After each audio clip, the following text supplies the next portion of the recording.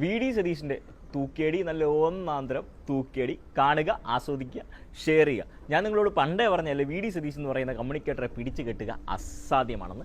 മീഡിയകൾ ചോദിച്ചു. മീഡിയ ചോദിച്ചാർക്ക് വേണ്ടിയാ? പ്രതിപക്ഷത്തിന് വേണ്ടി വയറ് നിറച്ച് സതീശൻ കൊടുത്തു. നമുക്ക് ചോദ്യം വൈസ് കാണാം. ഒന്നാമത്തെ ചോദ്യം, ഉമ്മൻചാണ്ടി ആരോഗ്യ ഇൻഷുറൻസ് പദ്ധതിക്കായിട്ട് 10 കോടി രൂപയല്ലേ മാറ്റി വെച്ചുള്ളൂ, എന്ത് പറ്റി?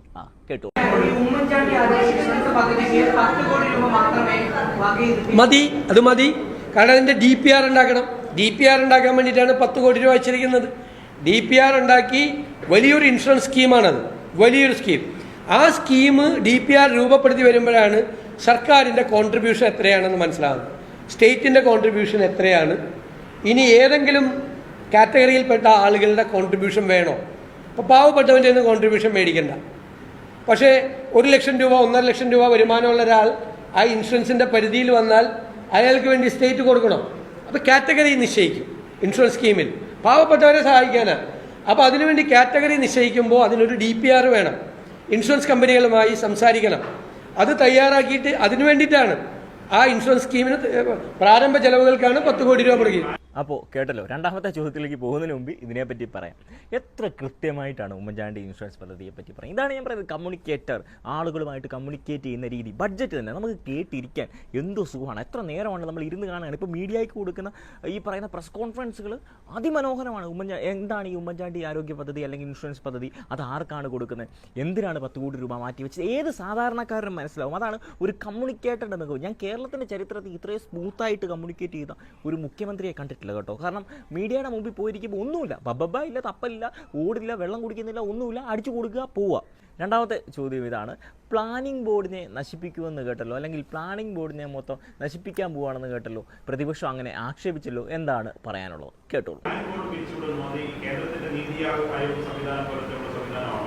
ഒറ്റ വാചകം അതിനകത്ത് എഴുതിയിട്ടുണ്ട്. അതിനാണ് പ്രതിപക്ഷ നേതാവ് ഇവിടെ വന്ന് അതൊക്കെ പറഞ്ഞത്.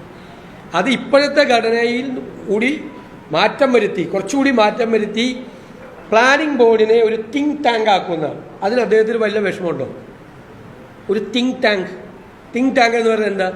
സംസ്ഥാന ഗവൺമെൻറ്റിനെ കൂടി അഡ്വൈസ് ചെയ്യാൻ പറ്റുന്ന ഫിനാൻഷ്യൽ ഞാൻ പറഞ്ഞില്ല നേരത്തെ, better financial management to prevent the leakage from the treasury, tax administration, എങ്ങനെയാണ് ഒരു ഐഡിയ എങ്ങനെയാണ് ഒരു പ്രോജക്റ്റായിട്ട് ട്രാൻസ്ലേറ്റ് ചെയ്യുന്നത്, മനസ്സിലായേ? ആ ജോലിയൊക്കെ കൂടി അവർക്ക് കൊടുക്കുന്നതാണ്.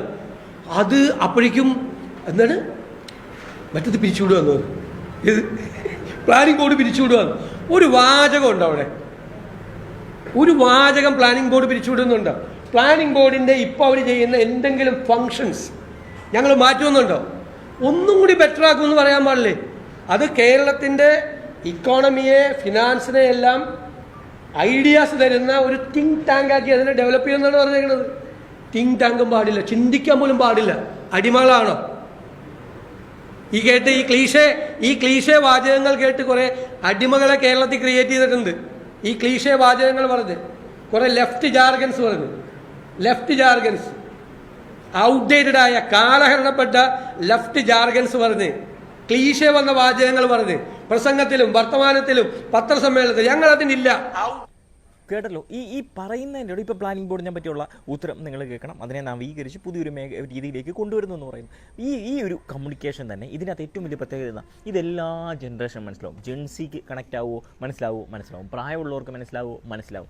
എഡ്യൂക്കേറ്റഡ് ആയിട്ടുള്ളവർക്ക് മനസ്സിലാവും. വിദ്യാഭ്യാസം അല്പം കുറഞ്ഞവർക്ക് മനസ്സിലാവും. ഇതാണ് കമ്മ്യൂണിക്കേഷൻ. ഞാൻ മുമ്പേ പറഞ്ഞ ആ ഒരു സ്കില്ല് ആളുകളിലോട്ട് കൺവേ ചെയ്യുന്ന രീതി. ഓരോ ചോദ്യം വരുമ്പോഴും ആ ചോദ്യത്തിന് കൃത്യമായിട്ട് മറുപടി പറയും. നമുക്കിനി മൂന്നാമത്തെ ചോദ്യത്തിലേക്ക് പോകാം. ഈ PM ശ്രീ പദ്ധതിയെ പറ്റിയുള്ള നിലപാടെന്താണ്? PM ശ്രീ പദ്ധതിയിൽ ഒപ്പിട്ടല്ലോ, അതിനെപ്പറ്റി എന്താണ് പറയാനുള്ളത്? വലിയ വിവാദമാണല്ലോ പ്രതിപക്ഷം ഉണ്ടാക്കുന്നത്. കേട്ടോളൂ. എന്തോ ഒരു സാധനം ഇങ്ങനെ തന്നിട്ടുണ്ടെന്നറിയാമോ സമ്മാനമായിട്ട് പോകുന്ന പോക്കില്? എന്നിട്ടാണ് ഇവിടെ വന്നിരുന്നിട്ട് ഇതൊക്കെ പറയണത്, അതിനെയൊക്കെ വിമർശിക്കുകയാണ്. ഞങ്ങൾ എന്താ ചെയ്തത്? ആരാ ഒപ്പിട്ടത് PM ശ്രീയിൽ? ആരാ ഒപ്പിട്ടത്? എൻ്റെ ഒറ്റ ചോദ്യം. അല്ലല്ല, കേൾക്ക്. ആരാ ഒപ്പിട്ടത്? പിണറായി വിജയൻ സർക്കാർ കൂടിയാലോചനകൾക്ക് ശേഷം ഒപ്പിട്ടിട്ട് അതിനെ ന്യായീകരിച്ചു, ഇല്ലേ? ന്യായീകരിച്ചല്ലോ. എന്നിട്ട് പറഞ്ഞു പിൻവലിക്കാനുള്ള കത്തല്ല അയച്ചത്. ഞാൻ പത്രസമ്മേളനത്തിൽ ക്ലിയർ ആയിട്ടാണ് പറഞ്ഞത് മിനിങ്ങാൻ. മരവിപ്പിക്കാനുള്ള കത്ത്.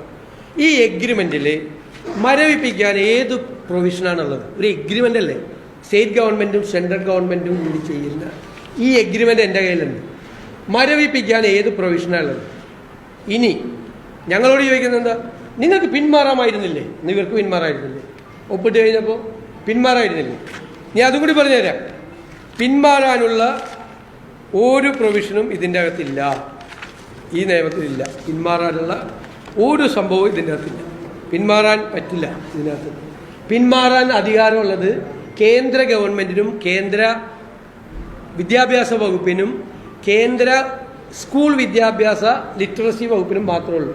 കേട്ടല്ലോ, PM ശ്രീയെ പറ്റി പറയുന്നത് കേട്ടോ. പിന്മാറാൻ സാധിക്കും. ഇവിടെ കുറേ ആൾക്കാർ വന്നിട്ട് PM ശ്രീന്ന് പിന്മാറുന്നു പറയുന്നുണ്ട്. PM ശ്രീന്ന് പിന്മാറാൻ സാധിക്കാത്ത, അതായത് ഒരു കഥ തുറന്ന് അകത്ത് കയറി കഴിഞ്ഞാൽ വെളിയിലിറങ്ങാൻ പറ്റില്ലാത്ത ഓപ്ഷനുള്ള ഒരു പരിപാടിയാണ് PM ശ്രീ എന്ന് പറയുന്നത്. അതായത് ആളുകളോട് പറയുകയാണ്, PM ശ്രീയെ പറ്റി എക്സ്പ്ലെയിൻ ചെയ്യുന്ന രീതിയാണ്. PM ശ്രീയെ പറ്റി ഇപ്പോൾ പിന്മാറണം, PM ശ്രീ അജണ്ടയാണ് എന്നൊക്കെ പറയുന്നത് ഇപ്പോഴത്തെ പ്രതിപക്ഷം പറയുന്നുണ്ടല്ലോ. അവർ ഭരിച്ചുകൊണ്ട സമയത്ത് അവരാരും അറിയാതെ കേട്ടോ, കൂട്ടത്തിലുള്ള CPI പോലും അറിയാതെ പോയി ഒപ്പിട്ട കേസാണ്. അപ്പോൾ അതിനെപ്പറ്റി പ്രതിപക്ഷ നേതാവ് പറഞ്ഞാണ് നിങ്ങൾ കേട്ടത്. അടുത്തത് ഈ പ്രതിപക്ഷവും മീഡിയയും പറഞ്ഞാണ് സ്വർണ്ണ നികുതി വർദ്ധിപ്പിക്കുമെന്ന് പറഞ്ഞത്. അതിനുള്ള മറുപടി നിങ്ങൾ കേട്ടോളൂ. ഞാൻ സ്വർണ്ണ നികുതി വർദ്ധിപ്പിക്കണമെന്ന് ഒരിടത്തും പറഞ്ഞിട്ടില്ല.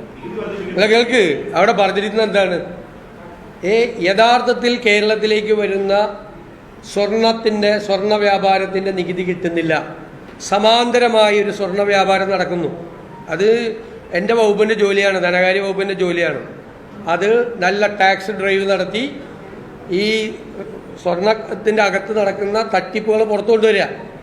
അതിപ്പോൾ നടത്തുന്ന വ്യാപാരികളല്ല, അതിന് സമാന്തരമായി ഇപ്പോഴത്തെ വ്യാപാരികളുടെ വരെ ബിസിനസ് കുറയുകയാണ്. കാരണം ടാക്സ് ഇല്ലാതെ ബിസിനസ് നടത്തുകയാണ്, സമാന്തര വ്യവസായം നടക്കുകയാണ്. ആ സമാന്തര വ്യവസായത്തെ ഞങ്ങൾ നേരിടും. അത് GST വകുപ്പിൻ്റെ, ഞങ്ങളുടെ ധനകാര്യ വകുപ്പിൻ്റെ ചുമതലയാണ്. പറഞ്ഞിട്ടുള്ള കാര്യങ്ങൾ ചെയ്യും. സംശയം എന്താ? ഒരു സംശയവും വേണ്ട. ഇത് ഈ സ്വർണ്ണത്തിൻ്റെ നികുതി കൂട്ടുമെന്ന് പറഞ്ഞ് ഇവിടെ ഒരു സാധനം ഉണ്ടായിട്ടുണ്ട്. അതിനെപ്പറ്റിയുള്ള മറുപടിയാണ്. അതായത് അൺഓതറൈസ്ഡ് ആയിട്ടുള്ള സ്വർണ്ണ കച്ചവടങ്ങൾ നടക്കുന്നുണ്ട്. അതായത് നിലവിൽ രജിസ്റ്റർ ചെയ്തേക്കുന്ന സ്വർണ്ണ വ്യാപാരികളല്ലാതെ പുറകിൽ കൂടെ കച്ചവടം നടത്തുന്ന ആൾക്കാർ, പുറകിൽ കൂടെ കച്ചവടം നടത്തുന്ന ആൾക്കാർ, പുറകിൽ കൂടെ എന്ന് VS പറയുന്ന പോലെ. അപ്പോൾ ആ പുറകിൽ കൂടെയുള്ള കച്ചവടം നിർത്താനായിട്ടുള്ള പരിപാടിയാണ് ഈ ചെയ്യാൻ പോകുന്നത് എന്നാണ് പറയുന്നത്. അല്ല സ്വർണ്ണത്തിൻ്റെ നികുതി കൂട്ടുമെന്നല്ല എന്നാണ് അദ്ദേഹം പറയുന്നത്. അപ്പോൾ സിമ്പിളായിട്ട് മനസ്സിലാക്കേണ്ട ഒരു കാര്യം, VD സതീഷിൻ്റെ ബിഗ്ഗസ്റ്റ് സ്ട്രെങ്ത് എന്ന് പറയുന്നത് അദ്ദേഹം ഒരു കമ്മ്യൂണിക്കേറ്ററാണ് എന്നാണ് ഞാൻ മുമ്പ് പറഞ്ഞത് തന്നെ. അതായത് മീഡിയ ആയാലും അല്ലെങ്കിൽ ഓപ്പോസിഷൻ ആയാലും പോയൊരു പോയിന്റ് എടുപ്പോൾ അല്ലെങ്കിൽ അത്രമേൽ നിങ്ങൾ സ്ട്രോങ് ആയിരിക്കണം. നിങ്ങൾ അത്രമേൽ സ്ട്രോങ് അല്ലേ കുഴപ്പമെന്ന് പറയുന്നത്, നിങ്ങൾ ഇടുന്ന സാധനം പുള്ളി വന്നിട്ട് ഒരു പ്രസ് കോൺഫറൻസ് നടത്തി കഴിയുമ്പോൾ തീർന്നു. പുള്ളി ഒരു ഓപ്പൺ ഡിബേറ്റിന് വിളിച്ചു കഴിഞ്ഞാൽ നിങ്ങൾ പോയിരുന്നാൽ തീർന്നു. ഇത് അനുഭവിച്ച ആൾക്കാരാണ് തോമസ് ഐസക് അടക്കമുള്ള നേരത്തെ ആൾക്കാർ. അതുകൊണ്ടാണ് സതീഷിൻ്റെ ഏറ്റവും വലിയ ശക്തി, സതീഷ് ഒരു കമ്മ്യൂണിക്കേറ്ററാണ്, അയാളെ നിങ്ങൾ പേടിക്കണം.